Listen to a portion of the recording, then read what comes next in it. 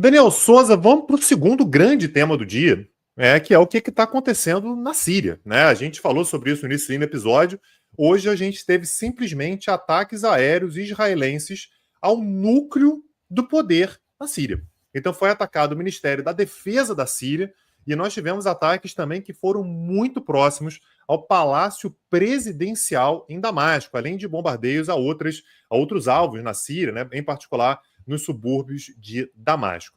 Para isso, Daniel, a gente vai ter que contextualizar um pouquinho o que vem acontecendo ao longo dos últimos 4 dias, e na verdade, se a gente for ampliar um pouquinho, né, desde o ano passado. No ano passado, Daniel, isso aconteceu em dezembro, nós tivemos a queda do extremamente longevo governo dos Assad. Né? Então, o Hafez al-Assad assumiu o poder na Síria em 1971, o poder passou quando ele morreu, né, o poder passou para o filho dele, Bashar al-Assad, no ano 2000, e, finalmente, agora em 2025, nós tivemos a queda do regime dos Assad, e quem assume o poder foi um grupo apoiado pela Turquia, né, que foi o Hayat Tahrir al-Sham. Um grupo que a gente sempre menciona aqui, é um grupo que tem origem lá na Al-Qaeda, né, e que vem passando aí por um processo de uma certa higienização da sua imagem.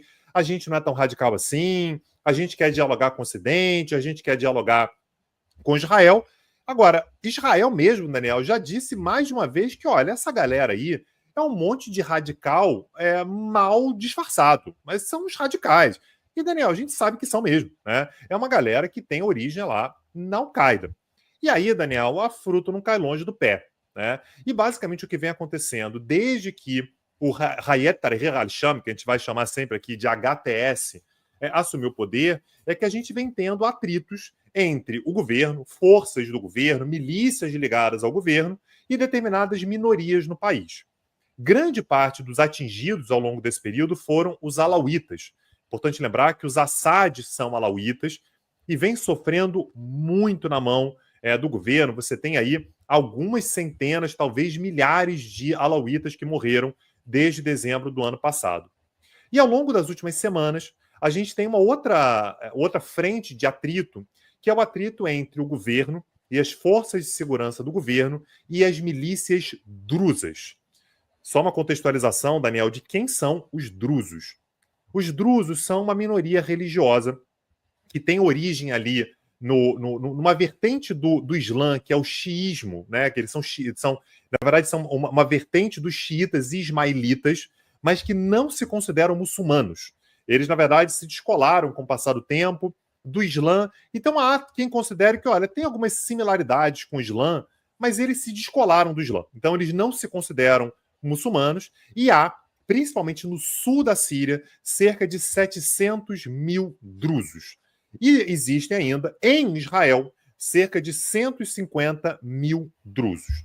Um detalhe importante é que uma boa parte dos drusos que vivem em Israel vivem nas colinas de Golã. Por que isso é importante? Porque as colinas de Golã são um território da Síria, mas que está ocupado por Israel desde 1967. Aliás, Israel já declarou, inclusive, que as colinas de Golã foram anexadas, o que é reconhecido por pouquíssimos países. Os Estados Unidos reconhecem e quase ninguém mais reconhece. Então, é importante para Israel ter os drusos do seu lado. Afinal de contas, os drusos ocupam uma região que é uma região de disputa e que, eventualmente, a Síria vai tentar retomar. Essa é uma região muito complicada ali da geopolítica local. Então, a postura que Israel vem tendo ao longo dos últimos tempos é de defesa dos drusos. Eu quero os drusos do meu lado, eu quero agradar os drusos. Os drusos são aliados, pelo menos potenciais aliados, de Israel. Desde 2011, Daniel, a gente vem tendo uma guerra civil na Síria, uma guerra civil que devastou o país e que todas as minorias começaram a se armar. Meu amigo, eu preciso me proteger. Os drusos, inclusive.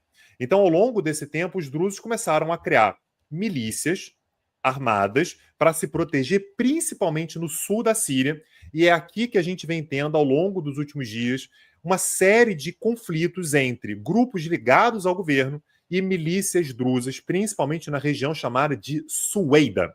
Ao longo dos últimos 4 dias, Daniel, a gente teve muitos conflitos na região. A gente está falando aqui, esse número não é um número absolutamente confiável, é provável, até acho que esse número deve ser maior, mas vem sendo falado pelo Observatório Sírio de Direitos Humanos, cerca de 300 mortos ao longo dos últimos 4 dias, nesses confrontos entre as milícias drusas em Sueida, que estão ali se protegendo, garantindo ali sua proteção, não ficaram confortáveis, não ficaram tranquilos com a queda do governo do Assad e os grupos ligados ao Hayat Tahrir al-Sham, que atualmente são o governo.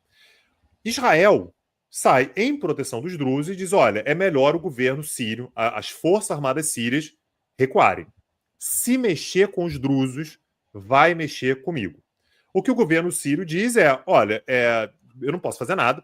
A gente tem aqui uma série de atritos, né, de rebeldes nessa parte sul da Síria.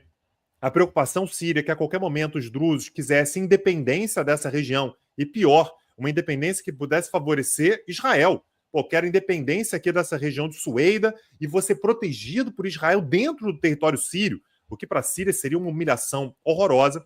Então, ao longo dos últimos dias, Daniel, a gente começou a ter sequestros, a gente começou a ter pessoas torturadas de ambos os lados, e isso agravou muito o cenário da estabilidade no sul da Síria.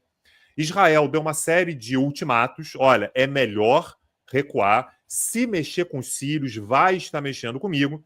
E hoje Israel reagiu e atacou, portanto, o núcleo do poder da Síria. Como eu já disse no início dessa minha fala aqui, atacou o Ministério da Defesa da Síria e áreas próximas ao Palácio Presidencial em Damasco. A gente tem, inclusive, uma cena muito impressionante, né, Daniel, que é uma jornalista que está ali apresentando um jornal cujo fundo é exatamente o Ministério da Defesa. E ao vivo, né? A mulher está apresentando o telejornal. Muito impressionante. E a imagem acontece ao vivo durante o telejornal, né? Uma explosão de grandes proporções. Quem viu a imagem sabe do que eu estou falando. O ministro da Defesa de Israel, que é o Israel Katz, ele disse que as advertências acabaram e agora virão golpes dolorosos, né? Enquanto tropas israelenses são reforçadas na fronteira com a Síria. A gente veio vendo, né, Daniel? A gente veio acompanhando isso ao longo dos últimos quase 2 anos, né, que Israel está, de fato, tentando limpar os seus inimigos da região. Então, já agiu muito contra o Hamas, agiu muito contra o Hezbollah, agiu contra o Irã, agiu contra os Houthis. Ao longo dos últimos meses, houve uma certa dúvida: será que o governo sírio vai conseguir se aproximar de Israel? Como é que vai ser e tal? E, aparentemente, Israel continuou bombardeando principalmente bases militares sírias e, aparentemente, Daniel, essa relação ela não tem futuro. Isso gerou, inclusive, uma série de preocupações que foram verbalizadas por outros países, inclusive pelos Estados Unidos. Quem se manifestou rapidamente hoje foi o Marco Rubio, o secretário de Estado americano, dizendo, primeira coisa, os Estados Unidos foram pegos de surpresa. A gente não sabia que um ataque como esse ia acontecer. Essa é a gente só não dá a devida importância para um ataque israelense à Síria porque a gente compara com o fato de que Israel recentemente atacou o Irã, que é um nível acima. Agora, uma guerra entre Israel e Síria é uma guerra muito séria. São 2 países que têm fronteira, são 2 países que têm um histórico muito grave de relações muito ruins. Então, os Estados Unidos disseram, olha, fui pego de surpresa, não imaginei que isso ia acontecer e, segundo os Estados Unidos, estou tentando resolver, estou mediando. O próprio Marco Rubio disse que as partes chegaram num ponto comum aí para diminuir o nível de tensão. Uma coisa que me parece que é um subtexto importante aqui é que, ao longo dos últimos meses, os Estados Unidos, em particular, Donald Trump, vem tentando reabilitar a Síria no sistema internacional. Você lembra, Daniel, que a gente falou sobre isso aqui longamente? Donald Trump esteve na Arábia Saudita e na Arábia Saudita deu um abraço no presidente da Síria, o presidente interino, que é o Ahmed al-Sharaa, que é um cara do Hayat Tahrir al-Sham. O Trump colocou isso como agenda pessoal sua. A Síria, que não tem mais o Assad no poder, será reabilitada. A gente vai dar um jeito da Síria ser aceita. A Síria vai ter boas relações com a Arábia Saudita. Quero que a Síria, inclusive, tenha boas relações com Israel, o que aparentemente foi por água abaixo.